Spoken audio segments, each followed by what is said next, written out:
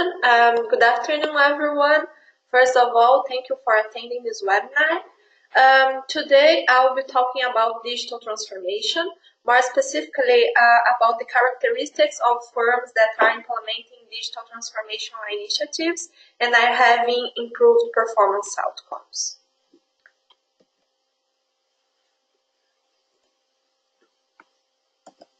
So I'm going to start by giving an overview about the context, why digital transformation is relevant. Then I'm going to move to the hypothesis tested in this study. Then I'm going to present the methodology, the procedures to collect and analyze data. Then I'm going to show the results and finally the main contributions of this research. So digital transformation is one of the hottest trends in business today. Everyone wants to go digital. There are many claims in the literature and media that firms that don't transform their business to take advantage of new digital technologies will be left behind. However, there are also many cases of companies that have implemented digital transformation initiatives but have not achieved the expected outcomes.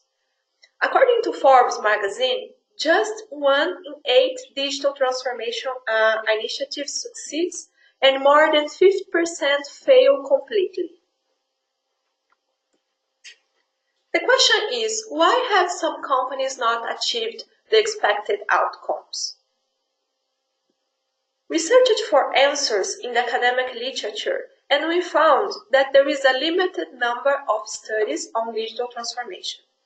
On the other hand, there are a range of consultants' reports on digital capabilities that are the determinants of a successful digital transformation.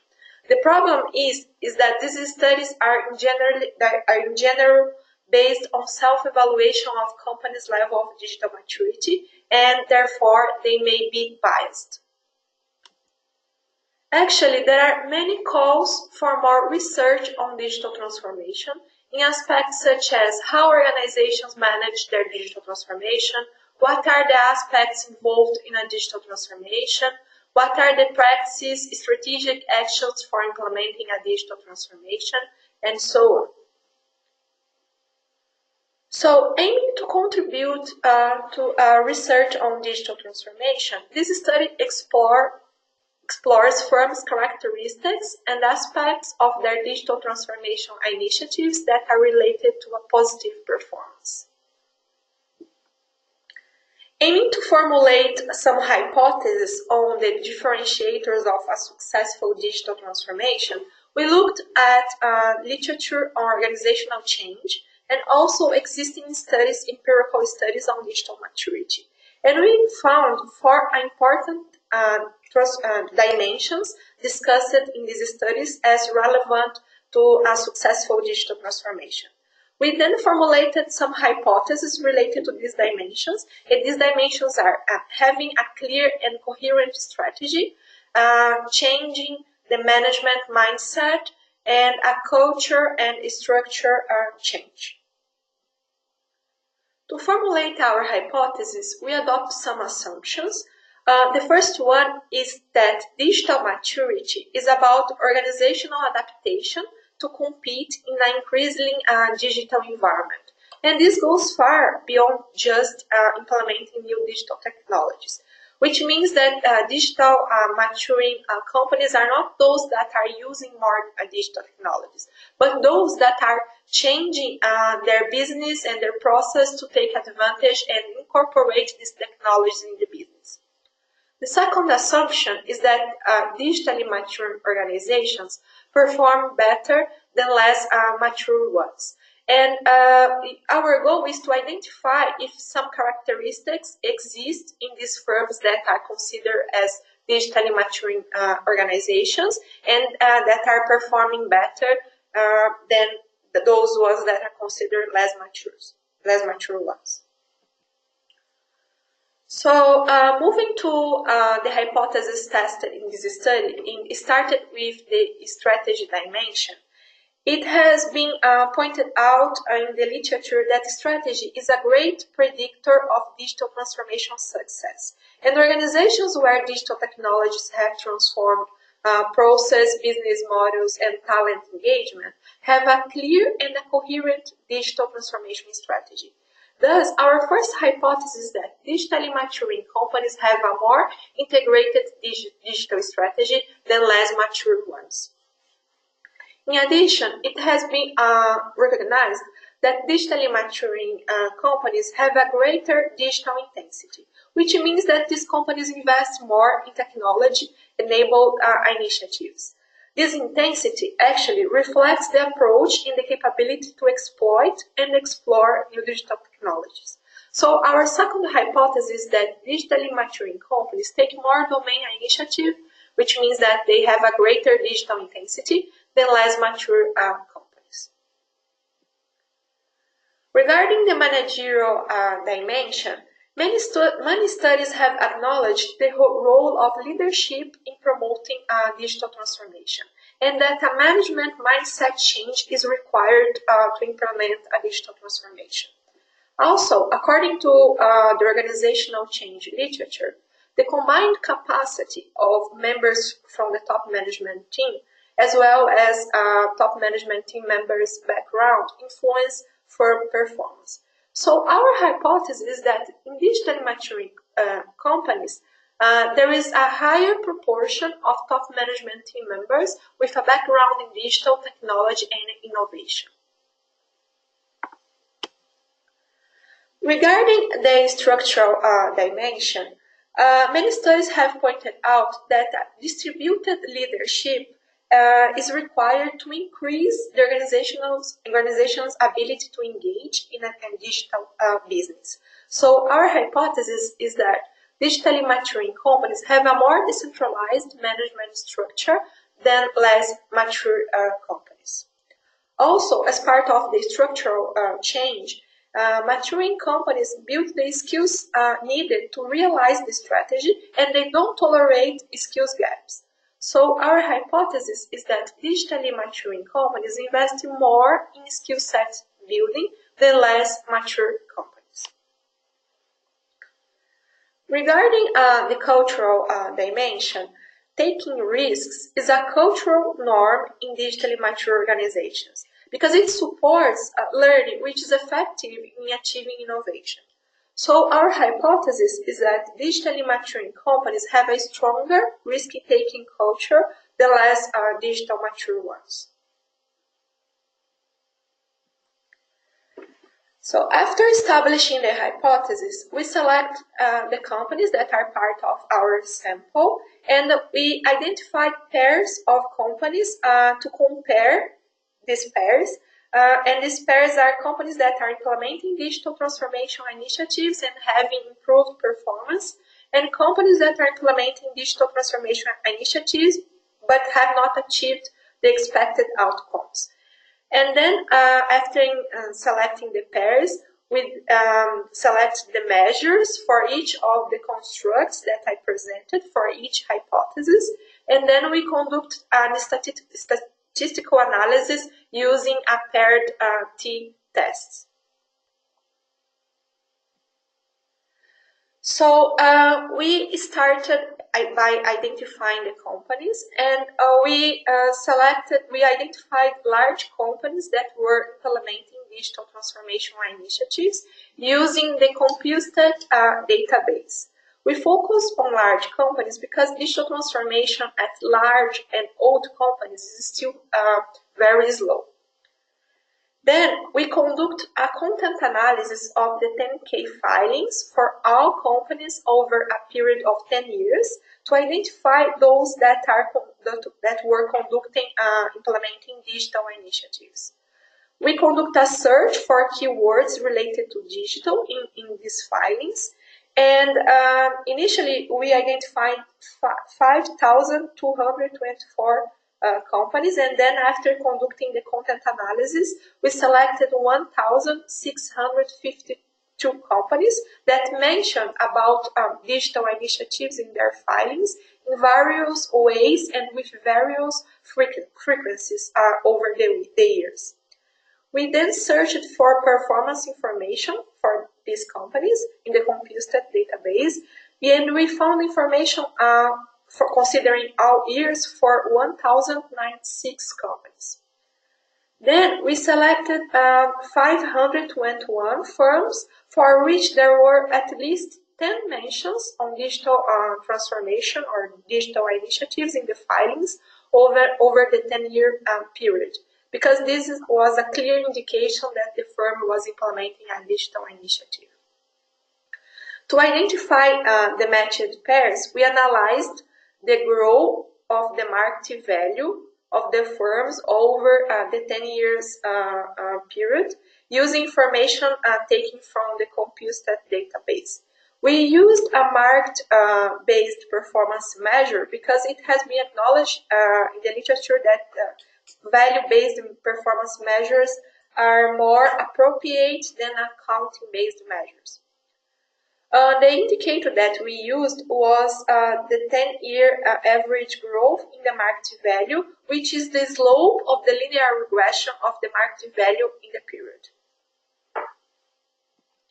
We then select the pairs by considering the firms in the same three-digit NAICS code, which means firms that are in the same business, with the highest growth in the market value, and with the highest decline rate in the market value to form the pairs.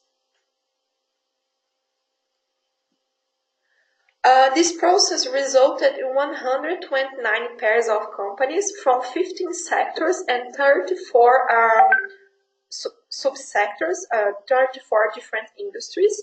And manufacturing and information and communication technology are the most representative industries in our sample, and actually this is aligned with the McKinsey Industry Digitalization Index, and so it was expected that these sectors were the most representative because they are among the most digitalized sectors.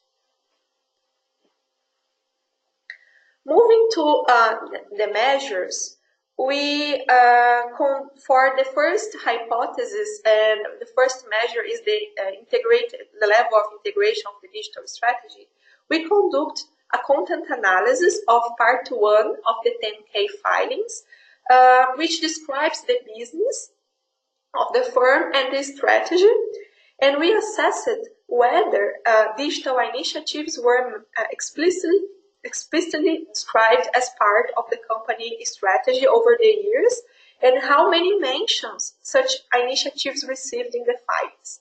And we gathered this information from EDGAR database. For the domain initiative, we construct two measures. The first one was the percentage of mergers and acquisitions, and this measure was taken from the literature, and as well as the investments made in digital in other techy companies, and the alliance and the partnerships created to build the capabilities and the infrastructure that is needed to implement and to operationalize digital strategy. We analyzed the percentage of investments in digital in relation to all investments made by the company over the years for each year.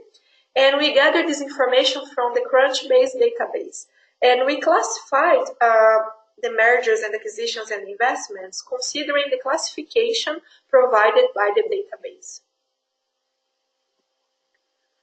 Regarding our second hypothesis and the background of top management team members, we analyzed the proportion of top management team with background in technology and the appropriate background to deal with organizational change.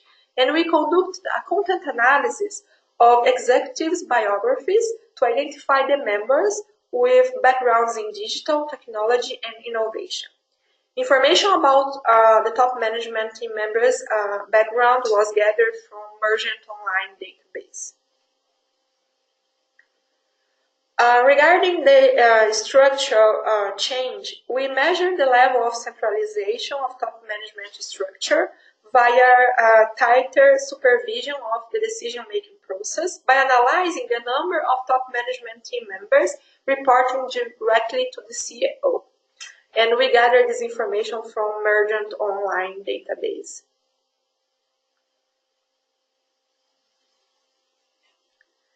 In order to analyze the investments in people and to build the skills needed to operationalize the strategy, we used the average growth in IT and technology positions in the company during the analyzed period. And we gathered this information from LinkedIn Premium Insights.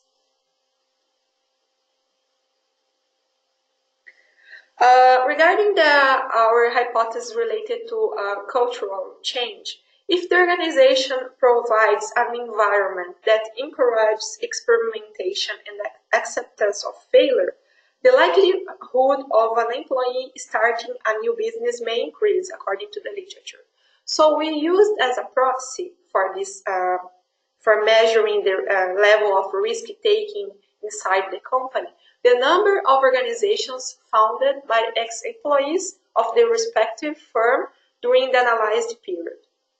And we adopt this based on the literature and based on the assumption that the culture of organization can strongly affect the individual's posture, including their risk-taking and entrepreneurial posture. So our measure is the number of organizations founded by ex-employees, and we gather this information from a Crunchbase database.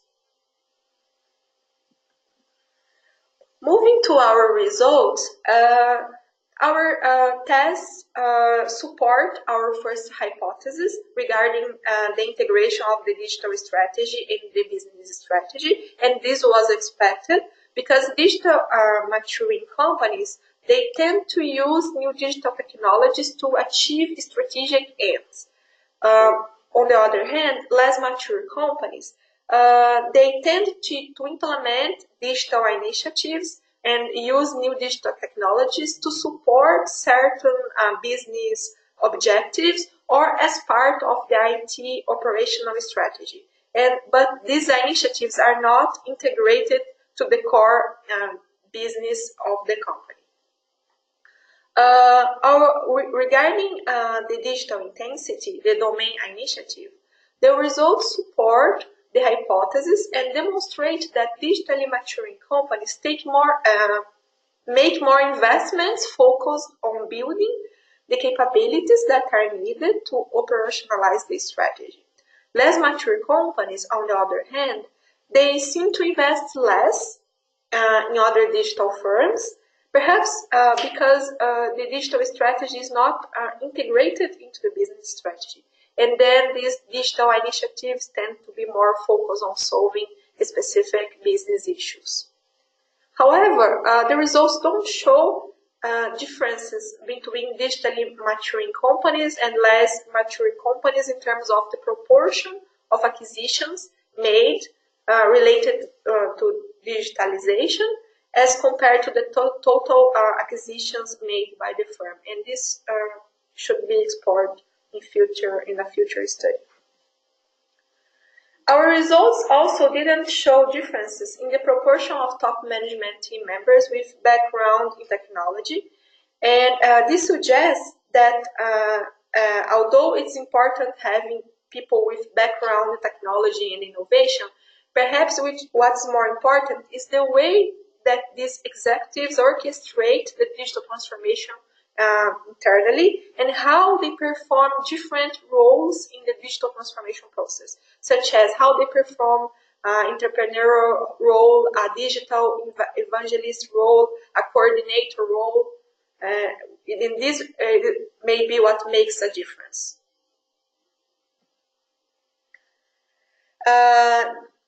Regarding our third hypothesis, differences in the number of top management team members reporting directly to the CEO were not significant based on the measure that we used following the literature. but we observed a higher proportion of divisional officers reporting directly divisional officers, which suggests that a multi-divisional and mixed structure in digitally mature firms support a more decentralized structure, and which suggests a more decentralization of the innovation process in digitally maturing companies. The results show that there is a significant increase in the new digital and IT positions in digitally maturing companies when compared to less mature ones, which suggests that these firms, digitally mature firms, have focused on building the skills and capabilities needed to promote the internal change. Our results also support our last hypothesis and confirm that there is a difference in the culture of digitally maturing companies, because the number of startups and new companies founded by ex-employees from these companies is significantly higher than the number of companies started by ex-employees from less mature companies. This suggests an existence of a stronger culture of risk-taking in digitally maturing companies, focused on experimentation and failure tolerance, which may have an impact in the entrepreneurship behavior of the employees from these companies. So, in summary, by conducting this study, we aimed to contribute to the still nascent theory and literature on digital transformation by shedding light on some interorganizational factors that are relevant and that influence the transformation process. And we also aim to provide insights for practitioners regarding relevant dimensions of a successful transformational initiative. Then, finally, this study then contributes to improve the understanding about relevant dimensions and internal aspects that influence organizational transformation, which were previously suggested only by anecdotal evidence. More research is still needed, of course, especially to identify causality between the factors and performance outcomes, because in this study we aim to show that in digitally maturing companies there are some factors and characteristics that are present, but we didn't, with the design approach that we used, we didn't show causality among the variables and between the variables and performance, and this is a future study. So that's it. Thank you very much for listening. If you have any question,